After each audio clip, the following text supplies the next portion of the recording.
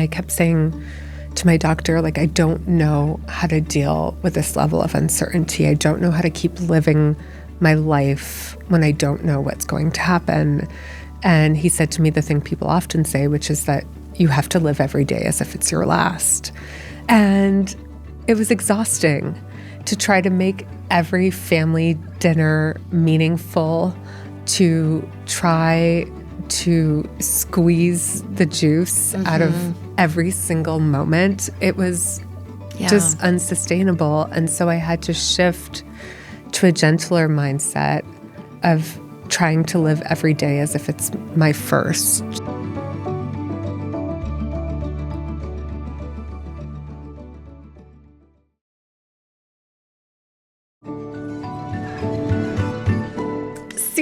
Suleika. Welcome to Reclaiming. Thank you for having me on. Oh my gosh. I've been feeling the magic of this conversation all morning, and I just feel really lucky.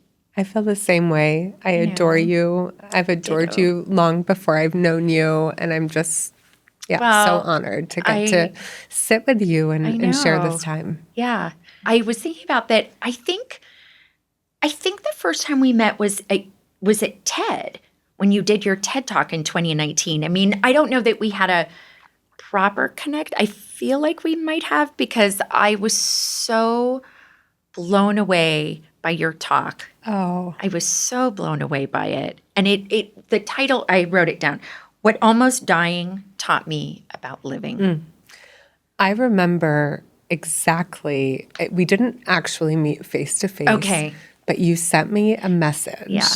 And I was so surprised and so moved. And, you know, it's one thing to think a nice thought about someone. It's another to take the time to actually write a message. And I think I'm just continuously inspired by people who translate thoughtfulness into action and what an interesting take way to the time to reach out. Yeah. It's without any expectation of anything, but just to say, I read your book, I listened to your talk, this moved me. And it's something that I think, especially in a world as busy as this one, it's hard enough to do with the people you know. And it takes a special person to reach out in the way that you did to me. Oh my God. When you don't know someone, and it meant so much to me, and I suspect you do that a lot. Well, is that true? No, it's funny you're saying this, and I'm thinking about how there be a ton of people who listen. It's like, oh, she hasn't gotten back to me on text in months. So sometimes I'm thoughtful, but not only was my experience so heart blown open, tears, but all of my friends that I was sitting with, we were just all so moved. It wasn't just your story of sort of love life and leukemia. It was your presence. Oh. Just your presence. There's just a magic about you. Thank magic you. about you. And so it's just really, really, really special.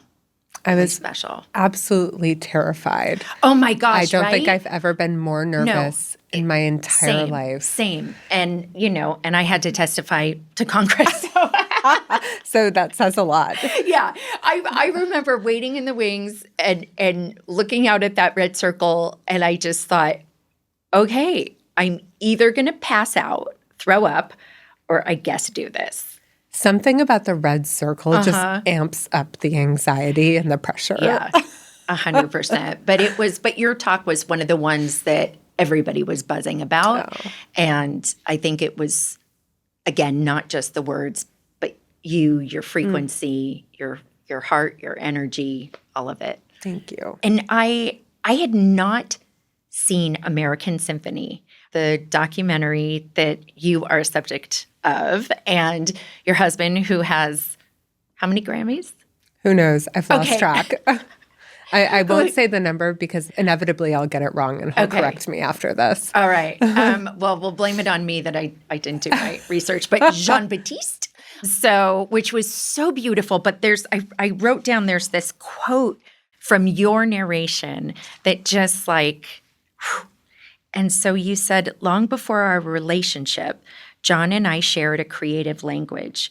We both see survival as its own kind of creative act. And that hit me in such a deep way, because I think survival, I think it gets talked, God, I'm like getting emotional. I think it gets talked about in these ways that don't have a beauty to it. And that was sort of what I felt in what you were saying. I mean, I don't know, what did you mean in that?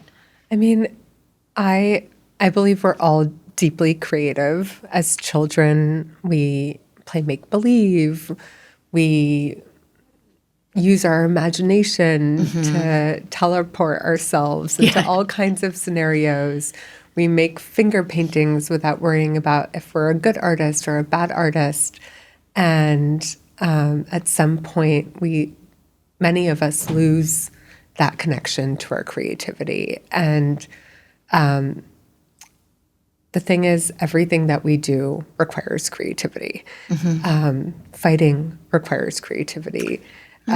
Interesting. Business requires creativity. Cooking requires creativity. But to me, where the creative process really comes into sharp relief is when you're thrown into a situation, whether it's an illness or something else, where you feel like you're having to reimagine who you are, where you're having to rebuild your life in the aftermath of a traumatic incident. And for me in particular, dealing with leukemia as I have for so much of my adult life has required a tremendous amount of creativity.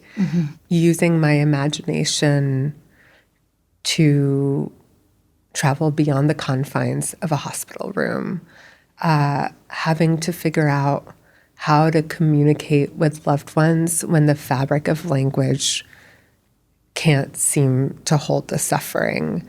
All of that requires creativity. Yeah. How does it resonate for you? Well, it's interesting what's sort of coming up for me, and I'm not sure I'm putting all the pieces together, or I can articulate it in the right way, but the main kind of healing work I've done for the past almost 20 years has been, now people understand when I say it's resonance and vibration work through sound. But for a long time, it was like, well, it sounds like a sound bath, and people could get that. I'm like, it's very different. It's like repatterning your field and all sorts of things. And I often do these long protocols. And we did one around creativity. And so I think there was a big unlocking for me. I have a lot of sadness around not having had kids. And so I think like the connecting of, okay, this same creative force that you use to, grow a child is the same creative force that you use to birth an article or a show or something. And so I think in that way, I hadn't thought about that as connected to survival. And until I heard you say that in the documentary. And I will say the actual creative process of writing or painting or music has been so central, not just to surviving those moments, but figuring out how to heal and to live. I'll give you an example that's captured a little bit in American Symphony.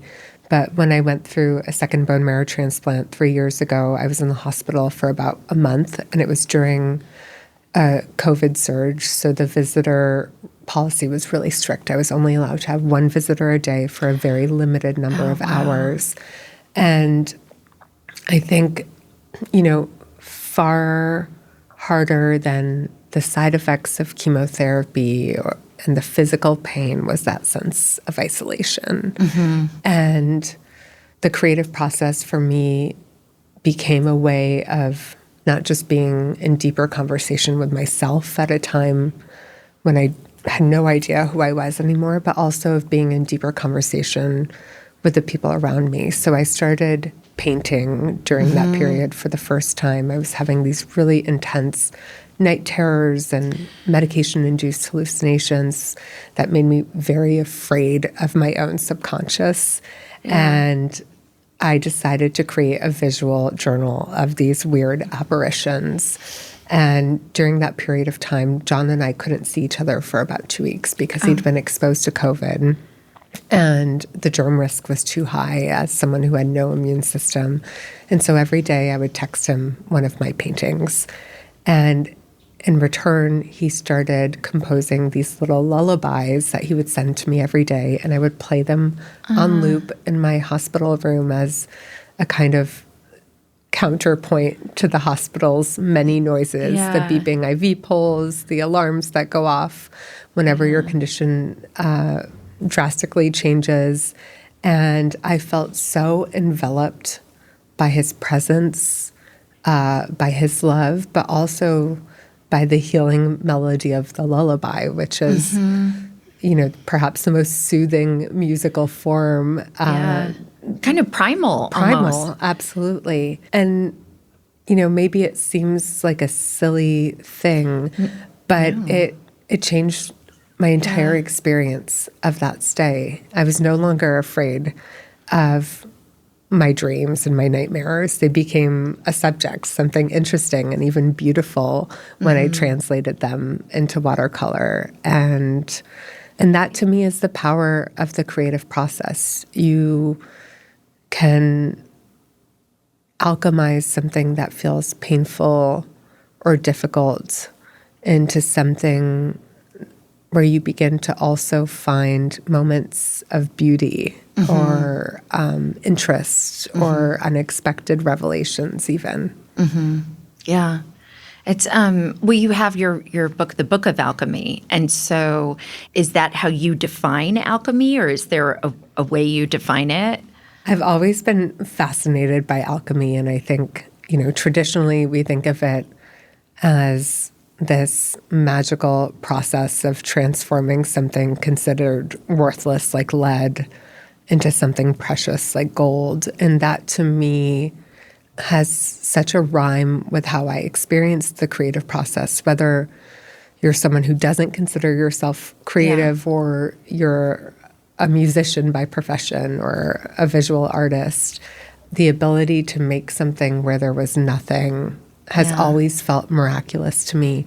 The ability, even in the privacy of a journal, to take a swirl or mess of feelings that you're having and to distill them on the page has always felt like a sacred kind of transformation. The second I write something down, especially something that feels heavy, it lightens. I can see it differently. I can examine it. I externalize it from my body onto the page. Yeah.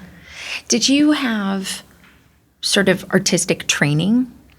I had no artistic training. My mom is a visual artist, and growing up, she taught art classes in the attic of our house, which was her studio. And so I would go there after school and mess around with whatever tools were available to me. But beyond that, I had no visual art training. But one thing I always really appreciated about my mom, and that she reminded me of when I was in the hospital, is, especially with watercolor, you can't control the movements. You're in collaboration with the pigment and the water, and you have to let it flow and bloom and bleed, and you don't have control, much like in life. And sometimes I'd paint something and I'd say, this is a mess, I'm going to throw it out. And my mom would always say to me, no, the mess is actually where the energy is. Wow. Keep moving into that. There's no such thing as a mess. That's usually where something interesting is happening. And so she was a great art teacher, not just to me. Well, teacher, I mean, that's an incredible metaphor for life. It is. Right? It is. I mean, that is what a beautiful thing. The mess is where the intrigue is. Yeah. It's where the interesting stuff lives, and you push further into that, and it ends up becoming the most beautiful part of the canvas often. Right. Well, and also I think that relationship, too, between our expectations of ourselves, our expectations of excellence. And I know you have a journal that goes with your book, and I did that journaling class with you and Jon at the weekend thing, whatever.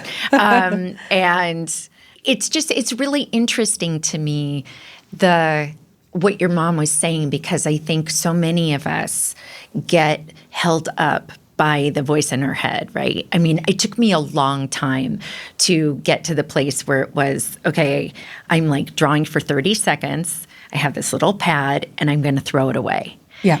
And I started with that and moved into, I actually was I was in New York, and I don't remember what happened. And I was like, I had that feeling of I need to draw. Yeah. And I went to this little art store, and it was like, the thick, heavy paper and these stupid expensive markers, but that dance on the page, and the colors and the whole thing. And so, I'm probably now on my fourth or fifth big book that's like a visual diary, Totally. But I struggle, I try to keep in that thing what the 30-second drawing is that it's just about getting it out. It's not about the perfection. So. And I think that's why I've been so drawn to journaling my entire life, because it is this low stakes, private container that's not for public consumption, that's not about being a good writer or a good drawer. It's just about pure expression. And it doesn't have to be grammatical writing. You don't have to be a trained artist. It's just about enjoying the process. And I think it's so hard to do that, especially as we get older, and especially in a culture that is obsessed with productivity and a specific definition of success. And so for me to start painting at 33, I wanted in that time in my life to have something that wasn't about being good, and to have the permission to be a bad artist and to make something without a goal in mind, but to do it with rigor. When I started painting more intensely, I had this opportunity 2 summers ago to have an exhibit. It was actually a joint exhibit with my mom, and it was called The Alchemy of Blood. And the head of the museum asked me if I wanted to sell my paintings. And I thought about it for a while, and I realized I did not want to sell my paintings, because I didn't want to be painting through the lens of capitalism, of, is this a sellable good? Is this something that I can attach a price tag to, and what should the price tag be? I really wanted to preserve and reclaim that part of my creative process as something I was just doing for myself, without any sort of external or self-imposed expectation attached to it. And I realize, that's not always possible. I love writing, of course, but it's also my job. And so hard. The lesson I took from that is that I want to be able to write things that are just for me. I want to allow myself the joy, as I did as a teenager, of filling up an entire notebook or a legal pad with a story without thinking to myself, is this something publishable? Is this something I should post? And when I think about the title of your podcast, and it's so in sync with, I think, the theme of what I'm exploring in my life right now, which is a reclamation of smallness. Interesting. Of prioritizing depth over reach, prioritizing smallness over scale, of really allowing myself to think about the small joys, to think about ways that I want to narrow my attention to something that may be small and may not go anywhere in terms of what other people see, but that feels deeply nourishing to me. Yeah, yeah. I mean, it's interesting because in today's world, especially in this country, it also feels like a radical act. Totally. Maybe I'm weird, but whenever I put on a robe, it feels like a hug. And so for Mother's Day this year, I'll be giving my mom and my stepmom Cozy Earth robes. So it's like they're getting hugs from me every day. The robe has these thoughtful details like spacious pockets and adjustable ties. The cozy silhouettes make every moment feel intentional. And whether it's plush, quilted, waffle, or stretch knit, each piece is made with care. And if you're feeling extra generous, you can also add in the Cozy Earth slippers to the gift. There's a special kind of comfort in slipping into something soft and finally exhaling. The plush shearling footbeds will wrap her feet in warmth and turn everyday moments into little acts of care. Plus, these items are backed by a 10-year warranty. Let this Mother's Day be a reminder that she deserves care too. Discover how Cozy Earth turns everyday routines into moments of softness and ease. Head to CozyEarth.com and use my code RECLAIMING for an exclusive 20% off. And if you see a post-purchase survey, please be sure to mention you heard about Cozy Earth right here on Reclaiming with Monica Lewinsky. Because home starts with mom. Do you think because your parents were not born here, right? So your mom was born in Switzerland. And where was your dad born? Tunisia. Okay. And so do you think, because my mom was born in the States but raised in Tokyo, and my dad was born in El Salvador to German parents. And so I think there's something about other cultures that sort of weave their way into your childhood. Do you feel like some of that is maybe what's coming out now in a way because we're so conditioned here? We are. I mean, American capitalism nudges us constantly towards velocity and volume. Yeah. And as someone who is a first-generation American, the notion of the American dream was so deeply ingrained in me. Honor the sacrifices that your parents made for you.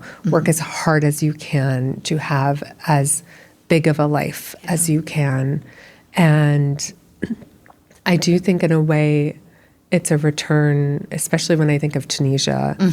I've not been there. And you have to come. Okay. Please come. Okay. I think of my dad and his family and the emphasis on hospitality, on generosity, the importance of slowness, which is something that I don't think culturally in America we reward at all. If anything, we penalize. Yeah. And it is so hard, I think, for us in the United States to reclaim rest. Yeah. Especially as a woman. Especially as a woman. I think rest as a woman. And to choose slowness over speed. Yeah. To choose meaning over momentum. And I'm 37 now. You're a baby. I feel like I'm 37 going on 87 sometimes. But it's a question I've been asking for of myself this year. I get what that. What do I want? And what's actually important to me? And what am I striving for because I actually want the thing I'm striving for, or because I'm caught up in a momentum that's pushing me forward? It's because someone I think else's narrative, right? Because I think it's what makes me good and what makes me valued and valuable. Yeah. I just yesterday, I had, was short-lived, but I had a total existential crisis of like, what really is the point? Like, what really are we doing here? What is the end game? What am I working so hard towards? What is this? I just was like, what are we doing here? You know?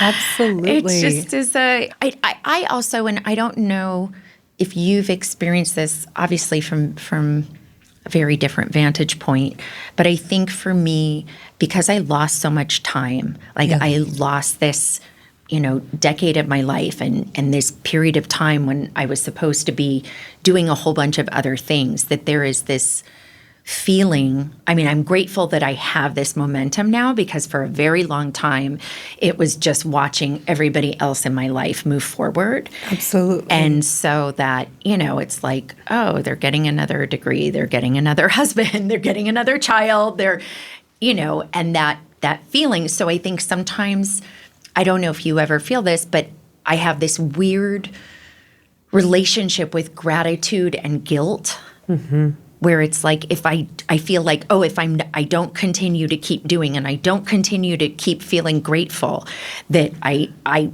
something will be taken away.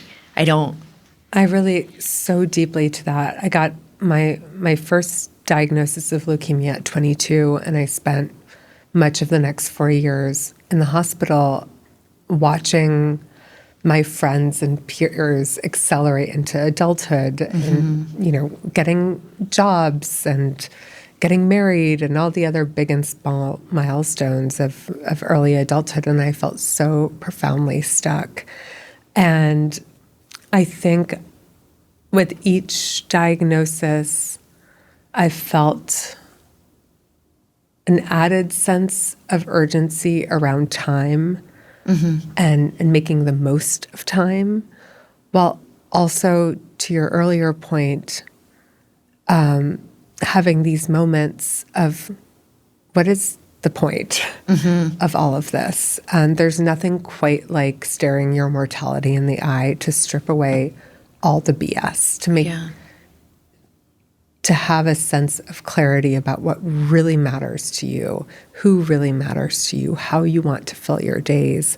And what I'm clocking into in myself is that feeling of making up time, of doing the most that I can with the time that I have, is often at odds with what really matters to me. Right. And for me, the guilt and the gratitude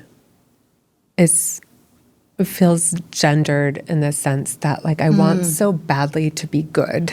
Mm-hmm. And that striving to be good for me is what exhausts me. It's what leaves me feeling empty and wrecked with fatigue at the end of the day. When I learned 2 summers ago that the leukemia was back a third time, and that this time it was incurable, I'll be living with this illness for the rest of my life, however long or short that is. I spent about a month in bed where I just couldn't drag myself out of a feeling of being doomed. I couldn't daydream about the future because I didn't know if I was going to get to exist in that future. And so making a plan 3 months out felt totally destabilizing. And I kept saying to my doctor, like, I don't know how to deal with this level of uncertainty. I don't know how to keep living my life when I don't know what's going to happen. And he said to me the thing people often say, which is that you have to live every day as if it's your last. And I took that advice to heart because I'm a good student. I want a gold star. I want an A. And it was exhausting to try to make every family dinner meaningful, to try to squeeze the juice out of every single moment. It was just unsustainable. And so I had to shift to a gentler mindset of trying to live every day as if it's my first, to wake up with a sense of wonder and playfulness that a little kid so naturally does, and to shift out of trying to live for the big moments and instead just seeking out the small joys and the small beauties. And, I haven't achieved it perfectly. It's something I try to arc toward, but What a pretty way to say that, arc toward. I like that. Thank you. But it's an ongoing internal struggle. I don't know. Are you woo-woo at all?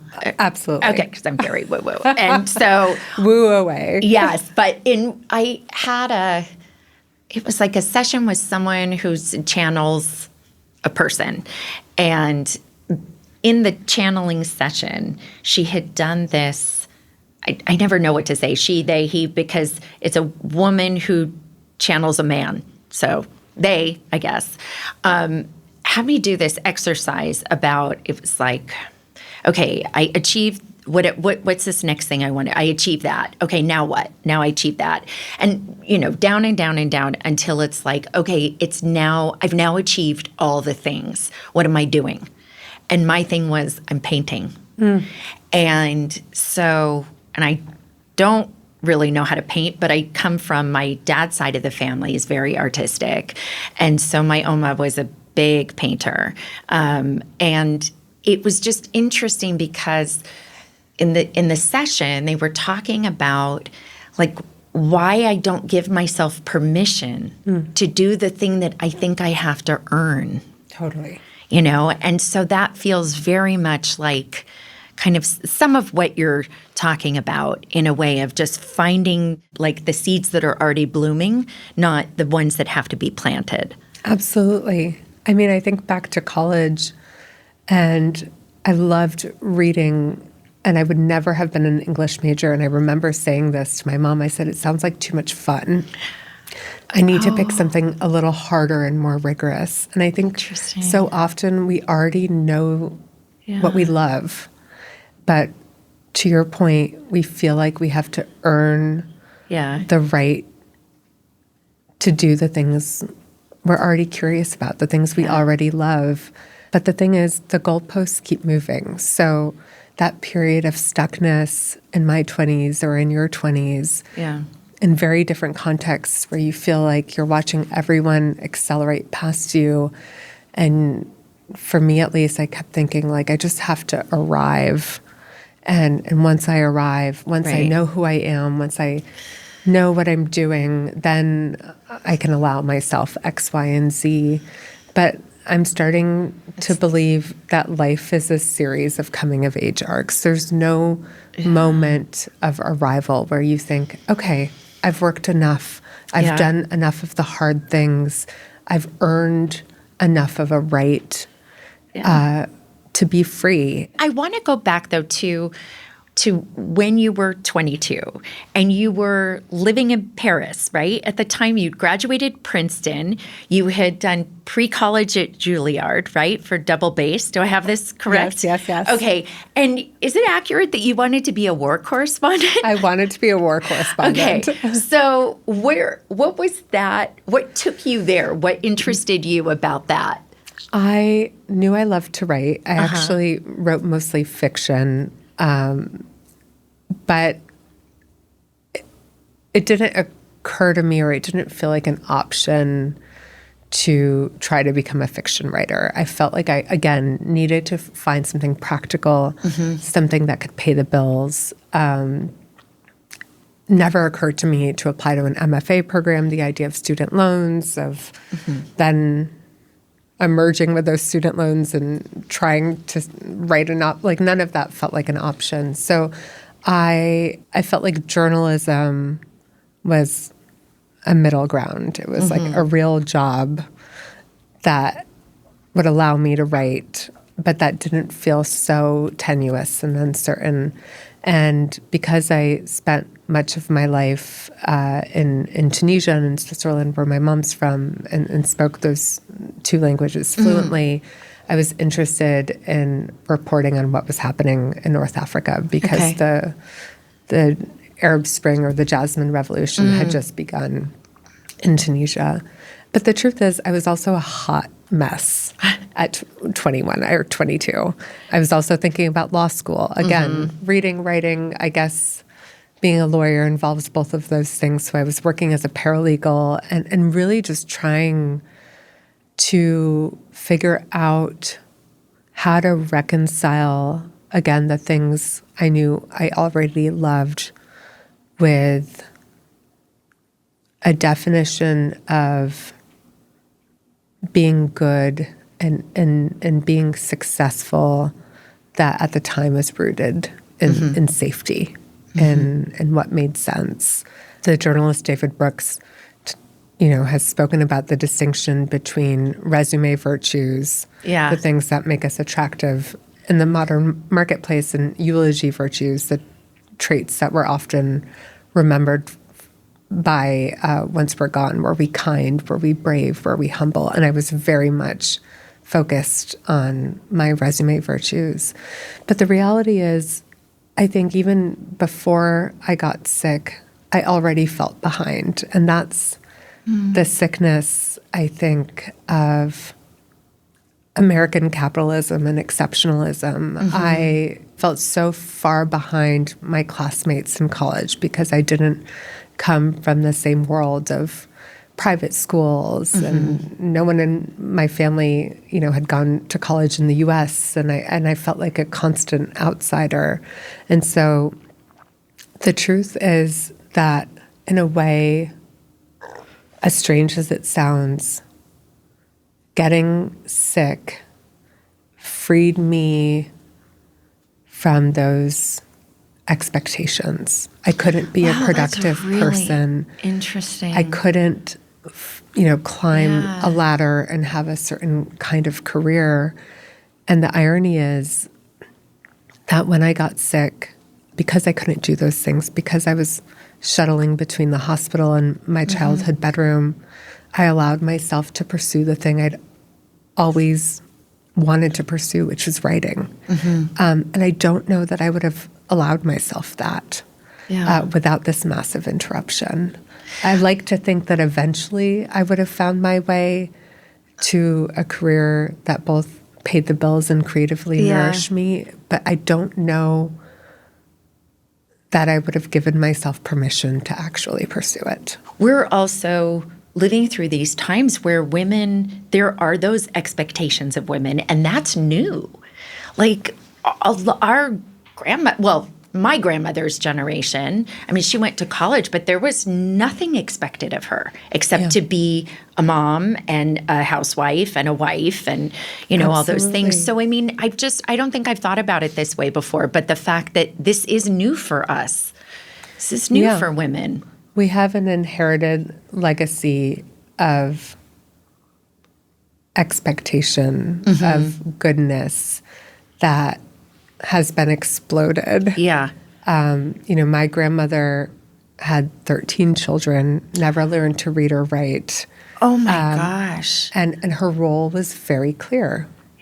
It was to take care of the children and to take care of the home. The option of having a career and doing that just wasn't an option. And, I remember right around the time I graduated, Anne Marie Slaughter wrote that essay questioning if women can have it all. And I, like you, grew up in a generation where I was told you can have it all. You can have the career, you can have the family, you just have to work hard enough. But, Anne Marie's thesis was that you can't, that you can try to do it all. It's exhausting. And it comes at a cost, and sometimes the cost is your own well-being. And so I think about it a lot as I think about the future and feel a real sense of humility about my own limitations too, because I have to. I'm going straight from this interview to chemo. And energy is a finite resource. And thank you for coming today. Oh, what a great way to ride into chemo. And I want to be thoughtful and deliberate about where I'm investing that energy. And as much as I want to do all of the things, the math doesn't always math.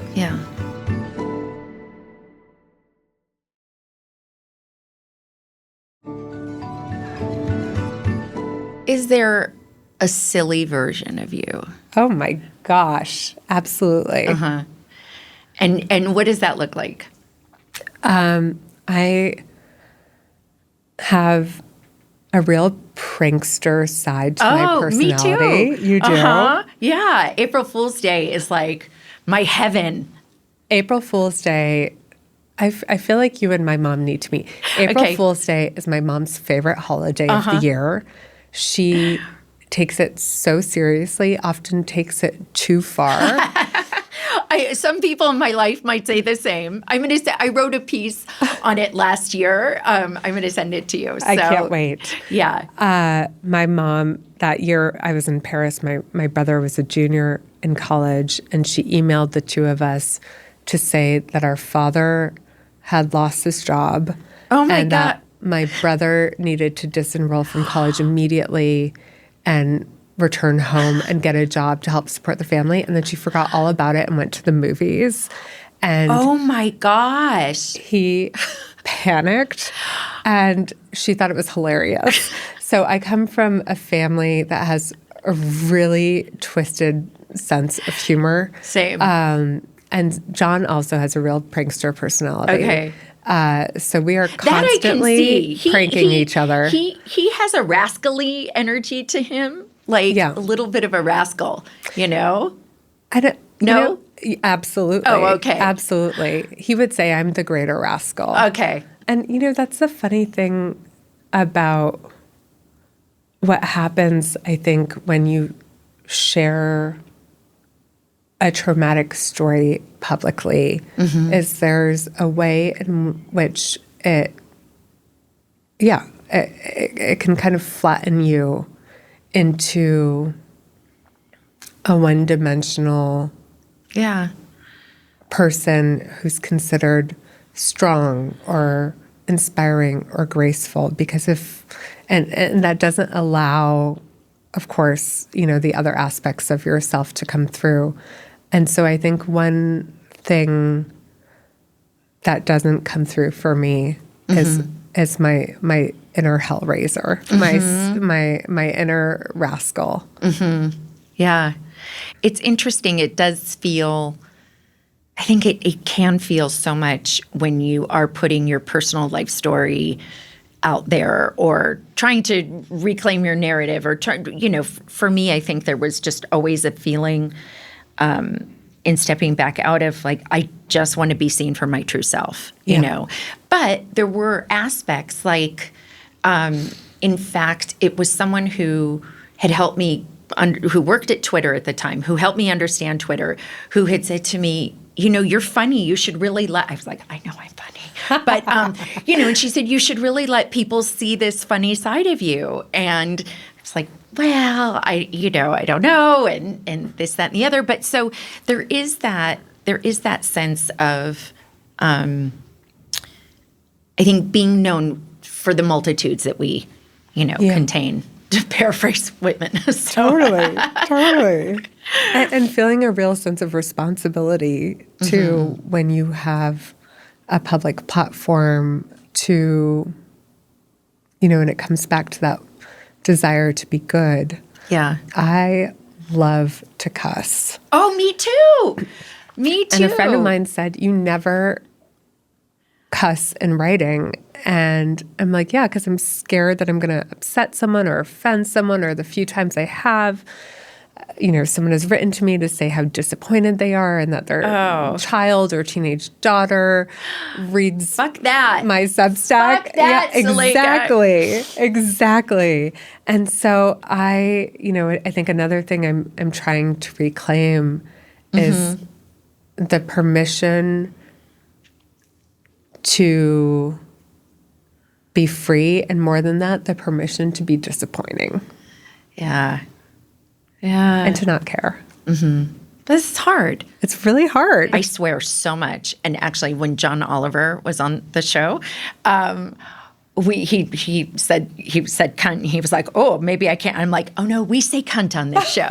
I love the word cunt. So it's a great, and sometimes there's just not a word that carries an energy Totally. that can express that can express that. I know. By the way, Jon is someone who does not cuss. Oh, really? Okay. But when he gets really upset, this is my favorite thing to witness. He'll bleep himself. What do you mean? He'll go like bolt. And I think it's so endearing and funny. Or better yet, he'll say things like, "Aw, shucks." And I'm like, it's not like, I'm like, just say it. I know you want to say it. Just let it go. And he's like, no, I can't. You and Jon met. Like, I just want to talk a little about the love story because it is so magical. So yeah, Jon and I met, I was about 12, 13. He was 14 at band camp.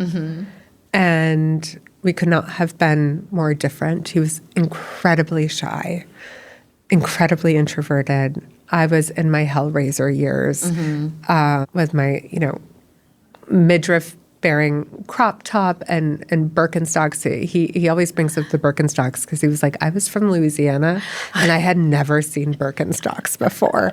But we, I think there was a flash of recognition between us, even though we weren't close at this camp, where I thought, this is a fellow misfit. We're not necessarily misfits in the same way, but I just found him extraordinary. And fast forward 3 years, we reconnected at Juilliard, and I had this very strange moment before I even realized he was also at Juilliard of being on the one train with my friend Michelle and noticing a young man who was drawing a lot of attention because he had his headphones on and he was singing to himself and playing air piano. And people were staring at him and we were staring at him.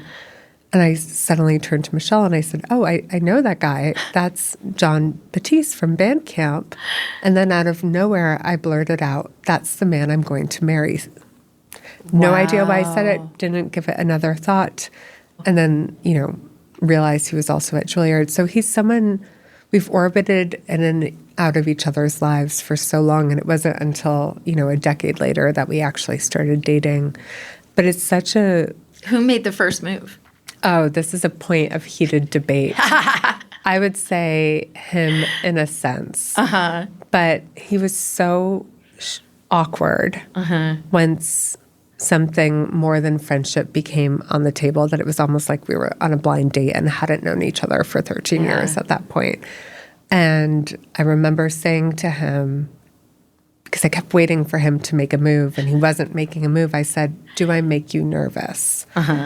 And he just couldn't tell me how he felt. He couldn't do it. And I said, call me when you're feeling less nervous. And he called me later that night and he was feeling less nervous. And from that point forward, basically we've been together. But this is really just to give an ode to awkward men. There's something... Especially, I was 26 when we started dating. I'm like, no more slick men. No more smooth operators. Like, give me the awkward man who doesn't have practice lines and moves, who is showing up in all of his nervousness and glorious awkwardness and good intention. And it's such a gift to have known each other through all these different phases because we get to remind each other of who we were and what the through line is. Will you, if you're not sick of telling this story? No. Well, you might be. You and Jon told this beautiful story about him serenading you. Yes. Are you tired of telling that story? I'd happily tell it. I just there's something about you. There's something about the two of you together. You're just such magic energy. Oh. And so I just felt so much when I heard you guys tell this story. So the book of alchemy is dedicated to Jon because in a sense, I think he was my first teacher in how we can enact our own alchemy. And the summer that I first got diagnosed, I spent about 2 months in the hospital uptown. I hadn't told almost anyone about what was happening. I felt so destabilized. I felt also a sense of shame. My hair was falling out in clumps. I was unrecognizable. And I was also in this mode of comparing what was happening to my life to the lives of my classmates and friends. And when Jon learned I was sick through my friend Michelle, the girl I was on the subway with. To whom you said, I'm going to marry him. Exactly. Right. He immediately took his whole band, they were at rehearsal, and showed up unannounced at the hospital. And right there in my hospital room, they began to play. And as the sound of Jon's melodica and Joe's tambourine and Abanda's tuba and Eddie's sax started to float out into the cancer unit, all these patients and doctors and nurses kind of came out into the hallway, and suddenly everyone began to clap their hands and sing and dance. And it was such a extraordinary moment, because I remember thinking to myself, this has probably been my hardest day yet. And it somehow has gone from my hardest day to one of my most joyous days I've ever had. And that to me is the power of creativity. It doesn't necessarily cure, but it can heal. It can shift the vibration. It can change the entire energy. And it's available to all of us all of the time. And, prior to that day, I felt like my life was over before it had really begun. I'd had these dreams of becoming a war correspondent, but there was no way I was going to be able to do that when I couldn't even get out of my hospital bed. And it wasn't in that exact moment, but I think it planted this seed that started to bloom over the coming weeks and months, where I realized that while I couldn't, get on a plane and travel to some far-flung locale and be a war correspondent in the way that I thought, there was a lot to report on right there in my hospital room, and that I could start writing from the front lines of my hospital bed and what was happening to me and around me. And so it was such an important moment. And, we weren't even romantically involved then. But he's someone who his entire life and his entire career has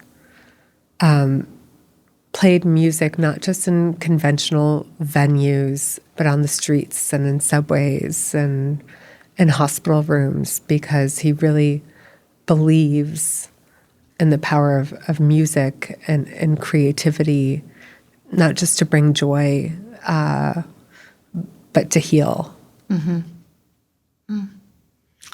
I keep being sort of looped back to when you were talking about that you're painting your nightmares and he's sending you the lullabies. And I'm just like, have you done something public with that? We haven't. We went on tour together for the Book of Alchemy. And he, so much of the Book of Alchemy is about cultivating a creative practice. Right. With prompts and... through journaling and with prompts, but without the end goal being perfection or excellence. It's about being in the process. And he said to me, you should walk the walk and play the bass on stage for tour with me. And I was like, absolutely not. I haven't played the bass since college. It's like being a really excellent teenage gymnast, and then after 20 years of not going to the gym, attempting like a double flap, a double, backflip on the high bar. It just doesn't work. And he was like, well, that's the whole point. And I refused and I refused and I refused. And about a week before tour, I finally said yes. But at that point, there wasn't time to practice. There wasn't time for lessons. And I realized that actually that was the point. Right. Was to return to this thing that I love, to do it in collaboration with this person I love without using perfection or excellence as a shield, and to be out of tune or not, and to have fun anyway. And those first couple of shows, Monica, I was so scared to play imperfectly, sometimes even badly, on stage in front of thousands of people, in front of my husband, who is a very good musician, is like sort of Grammy-winning musician. Yeah, is like a kind of exposure therapy that I'm not interested in. And by the end of that tour, I was improvising. I was having fun. Yeah. I was still often out of tune. And I felt so free. So we haven't done something with music and painting, but we are always collaborating with each other, even just privately. And Jon is someone, as a jazz musician, whose first language is improvisation. And I am someone, as a classical musician, who's all about technique and preparation and practice. And I think, we meet each other in the middle. He pushes me to be freer, to play, to improvise in a way that often feels dangerous to me. For some wackadoodle reason, on my 45th birthday, Alan Cummings, a dear friend of mine. Oh, I love Alan Cummings. Yeah, he is just amazing. And so after dinner with a group of people, we went to Club Cumming, and I was getting over a cold, and I somehow found myself up on stage singing Somewhere Over the Rainbow. So there are those moments, How did it feel? It felt good. It felt good. I think the thing I didn't like about it was the panic around, ooh, I'm sure someone videoed it, which they did, and that feeling of, I think I've gotten a lot better at, as there are more pieces of me that I've chosen to put out into the world, I feel less impacted by reactions to one thing or another. Totally. Right? If that makes sense. Absolutely. And so I think that I'm able to be a little more emotionally elastic that way, which is great. It makes so much sense. Yeah. So, but that navigating and having control over what becomes public, is a core part of feeling safe. Yeah, it is, and also that sometimes letting that control go also feels like its own kind of I think freedom about, and safety. In the journaling, what's it called, like activity that I chose that you and Jon led, and you had us drawing, closing our eyes and doing the self-portrait. I even felt insecure sitting in a circle of people with everybody's eyes closed in my own journal, that nobody was going to see what it was. Totally. And so that was just a really interesting metaphor of just that feeling of what am I so afraid of? And I think so many of us have that, especially in this age of hyper-curated online personas. It's like this fear of what would happen if people really knew me, if people didn't just see the perfect, tightly curated parts of who I want to serve up to the world. But what if they saw the mess? What if they saw the half-formed sketch? And it's usually, the irony is, I'm sure you've had this experience, I know I have, where it's when you either choose to or it accidentally gets out there, it's when you see the most connection with other people. Absolutely. And so it's so weird to me that we end up with that kind of a relationship with ourselves, right? And so one of my favorite lines, I don't have tattoos. Okay. But if I did, maybe I would tattoo this on my body somewhere, is the writer, the poet, Muriel Rukeyser, Yes. says, Yeah. what I'm going to paraphrase it, but Right. what would happen if one woman told the truth, the world Yeah. would split open.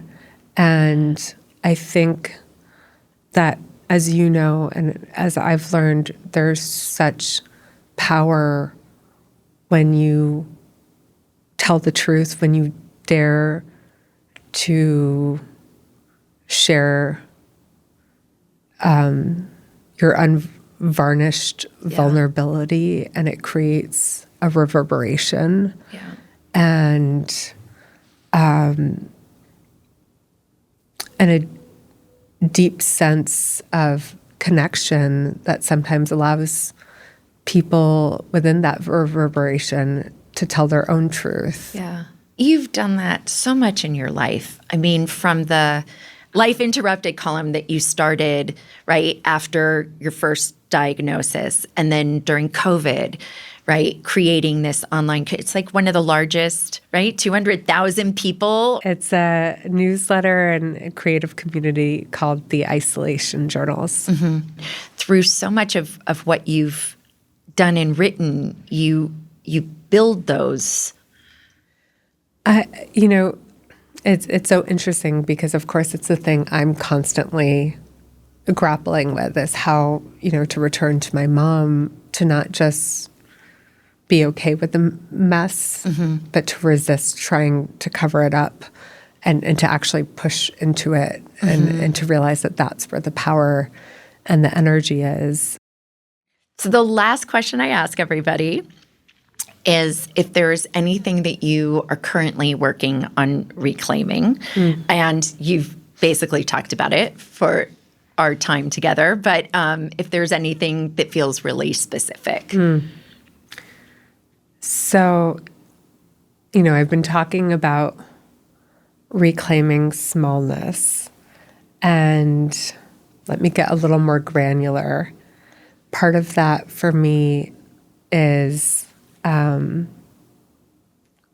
saying no in favor of what nourishes me.